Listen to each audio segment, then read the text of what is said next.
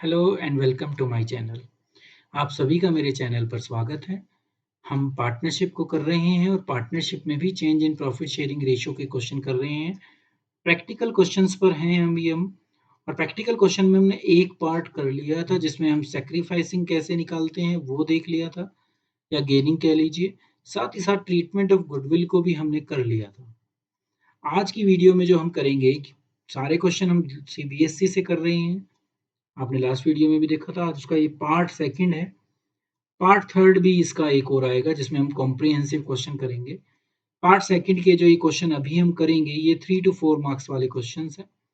Part first में भी 3 to 4 marks वाले थे। तो आज हम इन क्वेश्चंस को करेंगे जिसमें हम revaluation of assets and liability देखेंगे। साथ ही साथ हम उसमें जो क्या कहते हैं accounting treatment of accumulated profit and reserve को भी सीखेंगे कि वो कैसे हम करते हैं। ठीक है? तो ज़्यादा समय ना वेस्ट करते हुए हम वीडियो को शुरू करते हैं। सब्सक्राइब बटन को प्रेस कर दीजिए अगर अभी तक आपने सब्सक्राइब नहीं किया है एंड बेल आइकन को भी प्रेस कर दीजिए सो दैट आपके पास वीडियो समय पर पहुंचती रहे और हम अपने 95% के टारगेट को अचीव कर सकें अकाउंट्स में भी और बिजनेस स्टडी में। तो चलिए अब हम अपने टॉपिक पर चलते हैं। अब हम नेक्स्ट क्वेश्चन पर चलते हैं जो किससे बिलोंग करता है accounting treatment of accumulated profit और या रिजर्व की। तो उसको देखते हैं एक बार। एक क्वेश्चन लेते हैं। ए बी सी तीन पार्टनर्स हैं। 5:3:2 की इनकी रेशियो है और इन्होंने डिसाइड किया कि फ्यूचर में ये अब इसको 2:3:5 कर लेंगे। तो देखो 5 वाला 2 पर जा रहा है, गेन ये सेक्रीफाइसिंग है। 3 वाला 3 पर रह रहा है। अब इसका इसमें एक चीज आपको समझनी है, इसका टोटल सेम होना चाहिए जब ये फार्मूला अप्लाई होता है। 5 3 8 और 2 10 होते हैं। यहाँ पर भी आप देखोगे 10 है, तो आप यहाँ से इजीली पता लगा सकते हो। पर अगर इन दोनों का टोटल अलग अलग हो जाए, मान लिया यहाँ पर 3:3:5 होता, तो फिर आप ये डायरेक्ट नहीं कर सकते थे। ठीक है, डायरेक्ट देखने के लिए आपको ये देखना जरूरी है कि टोटल जितना इस रेशियो का है वो इसका भी होना चाहिए। तो आप इजीली फाइंड आउट कर लोगे कौन गेनिंग है कौन सेक्रीफाइसिंग है और किसी को कुछ भी नहीं हो रहा। तो जो बीच वाला है बी पार्टनर वो 3 पे था और 3 पर ही है, तो 3/10 पहले था, 3/10 अब है, तो उस पर ना सेक्रीफाइस हुआ ना गेन हुआ। सेक्रीफाइस करने वाला पार्टनर पहला है ए और गेन करने वाला पार्टनर कौन सा है सी। ये हमें इस क्वेश्चन को इतना पढ़ने से समझ में आ गया। अब वो कहता है कि हमें ये रिकॉर्ड करना है कि जो एक्यूमुलेटेड प्रॉफिट हैं और लॉस हैं या रिजर्व्स हैं उनको रिकॉर्ड करके दिखाना है। पहला केस हमारा ये कहता है कि हमें बुक वैल्यू को चेंज नहीं करना, बुक वैल्यू वैसे ही रहेंगी। तो जब भी कभी ये विदाउट यूज हो जाए तो इस केस में आपको ये समझना है कि आपको एडजस्टमेंट एंट्री पास करनी है। जब ये वर्ड आपको मिले तो आपको ये समझ में आ जाना चाहिए कि आपको एडजस्टमेंट एंट्री या सिंगल एंट्री पास करनी है।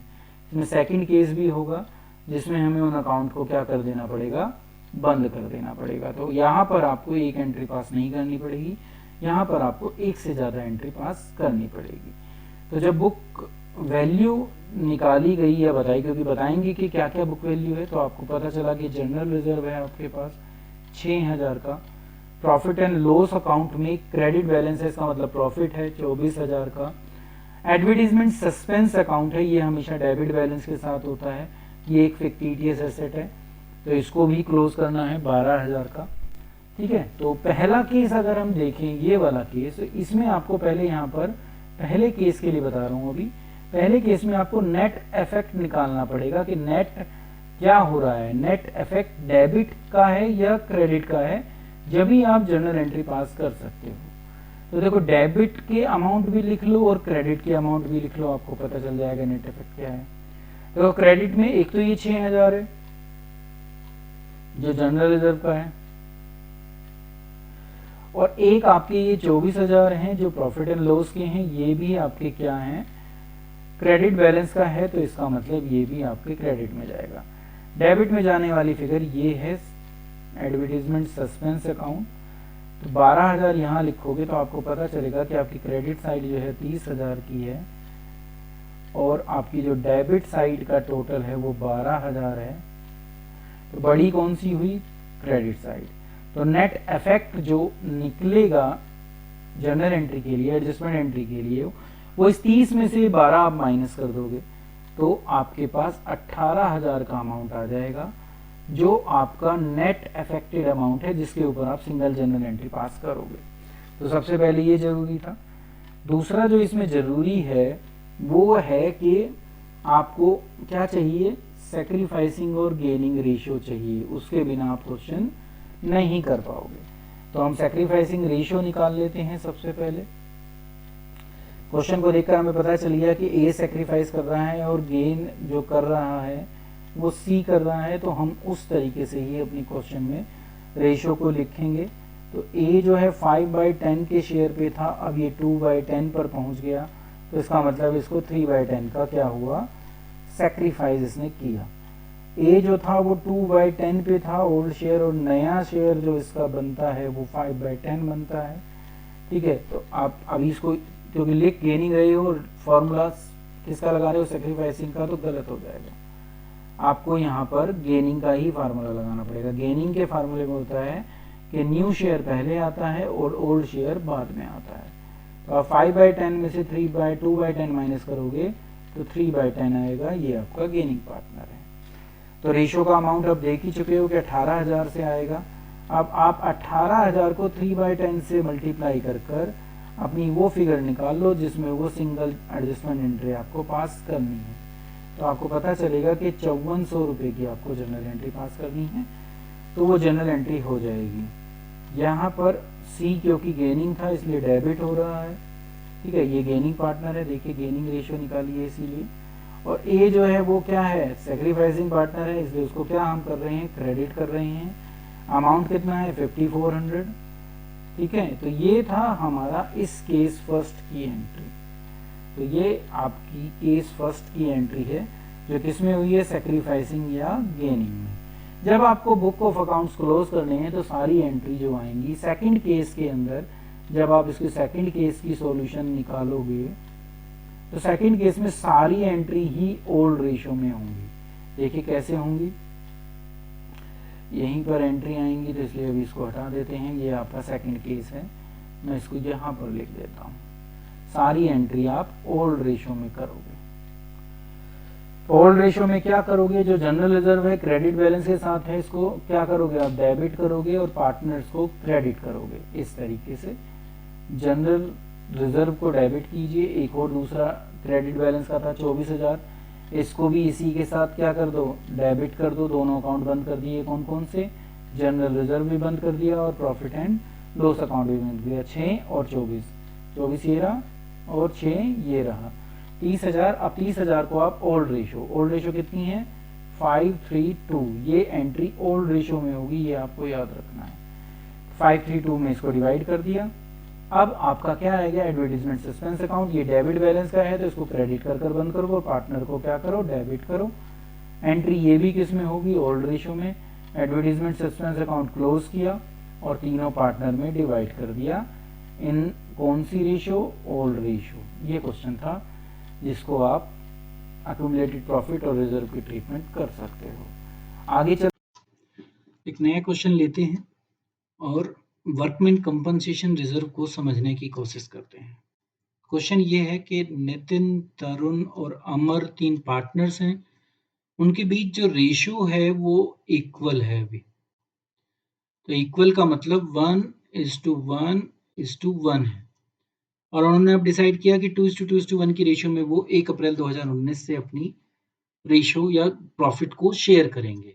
एक्सट्रैक्ट का मतलब बैलेंस शीट का एक छोटा सा पार्ट हमने लिया है और उसके बेस पर हम वर्कमैन कंपनसेशन रिजर्व के केसेस समझने की कोशिश करते हैं। तो हमें जो भी जर्नल एंट्रीज बनती हैं वो पास करनी है। ठीक है, तो वर्कमैन कंपनसेशन रिजर्व हमारी बुक में या बैलेंस शीट में जो दिया हुआ है वो 1,20,000 दिया हुआ है, और इन फॉलोइंग केसेस में हमें एंट्री पास करनी है। पहला केस है जब क्लेम बिल्कुल ना हो, तो जितना रिजर्व है वो सारा डिस्ट्रीब्यूट हो जाएगा। फिर है कि अगर उनके बीच में एस्टिमेटेड क्लेम जो है वो 90 है, मतलब कि 1/20 से कम है। तीसरा केस बनता है कि वो बिल्कुल रिजर्व के इक्विवेलेंट है, यहाँ पर बराबर है, यहाँ जो रिजर्व है वो कम है, ठीक है, लेस देन है।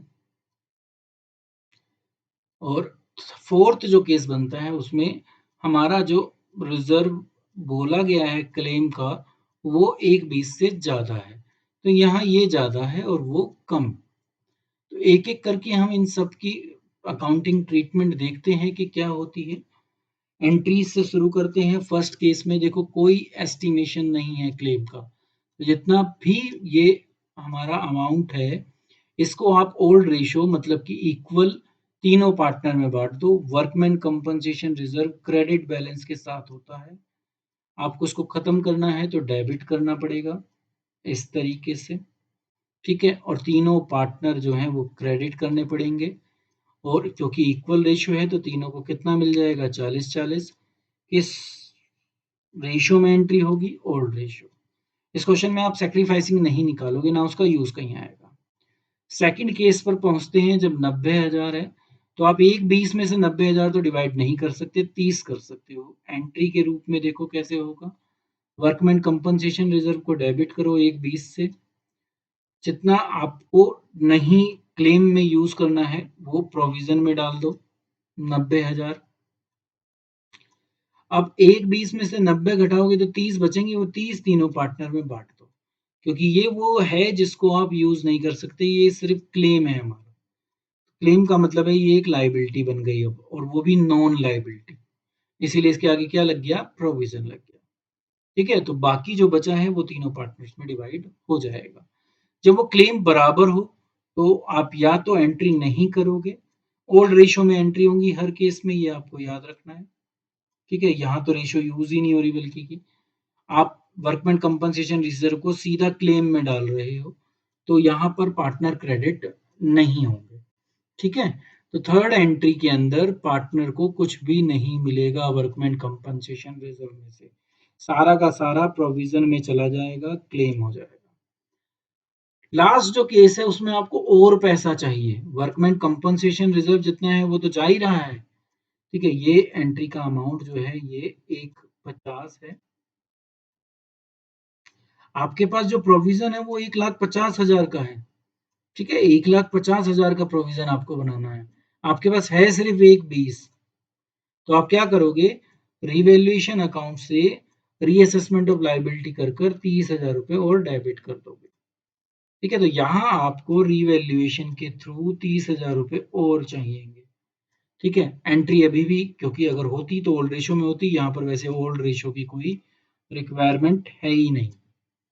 तो ये था हमारा वर्कमैन कंपनसेशन रिजर्व का क्वेश्चन, जिसको आप इसी वे में शो करोगे। यही 4 केसेस बनते हैं, या तो बिल्कुल ना हो, या कम हो, या बराबर हो, और या ज़्यादा हो। ना ही होगा तो पूरा डिवाइड हो जाएगा, जितना है उतना कम कर दो, बाकी डिवाइड कर दो। बराबर है तो कुछ नहीं मिलेगा, ज़्यादा है तो रिवैल्यूएशन से ले लो। बल्कि कि यहाँ से तो जो रिवैल्यूएशन से लॉस निकलेगा वो भी पार्टनर में डिवाइड करना पड़ेगा, ठीक है। पर अभी जितना बोला था हमने उतना किया, ठीक है। नेक्स्ट पर चलते हैं। अब इन्वेस्टमेंट फ्लक्चुएशन रिजर्व को समझने की कोशिश करते हैं। क्वेश्चन सेम है, वही सारे फिगर भी सेम ही है लगभग लगभग।